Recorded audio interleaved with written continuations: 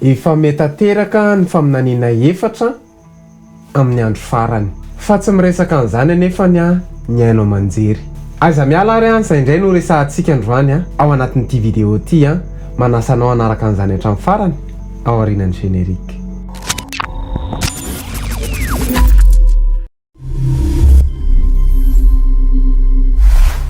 Dia faly miarabanao amin'ny anaran'i Jesosy tompoko mino izahay fa salama tsara ianao tahina manokana tompoko. Faminaniana efatra amin'ny andro farany.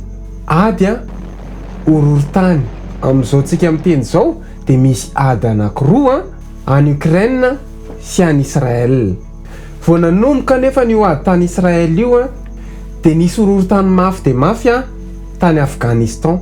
Hoy ny matoy fa 420 ary andre ady sy filazana ady ianareo ko mitandrema aiza matahotra fa tsy maintsy ho tonga izany nefa mbola tsy ho tonga ny farany.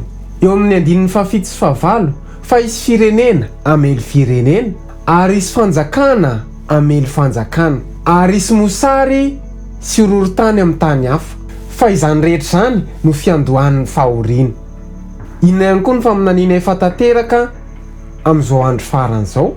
Isy hafanana be ary ny famainan'ny renirano Eufrata.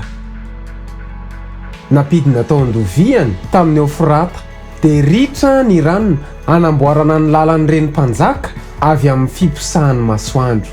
Eny ry namako, vavolombelon'ny fatanterahany izany faminaniana izany tsika. Mila mangataka famelan-keloka amin'Andriamanitra tsika ary mibebaka ny amin'ny fahotana rehetra vitantsika satria efa manakaiky ny farany. Raha tena mino marina amin'ny Baiboly ianao, mino ny fatanterahany faminaniana dia sorata eo amin'ny commentaire hoe mino aho. Aiza dino mizara fa maro ny olona mila fampaherezana. Raha nafinaritra anao ny vidéo dia manasa anao isabone ny page satria isan-kerinandro zay dia mamoaka vidéo tahaka izao ho tahina manokana tompoko. Veloma daholo.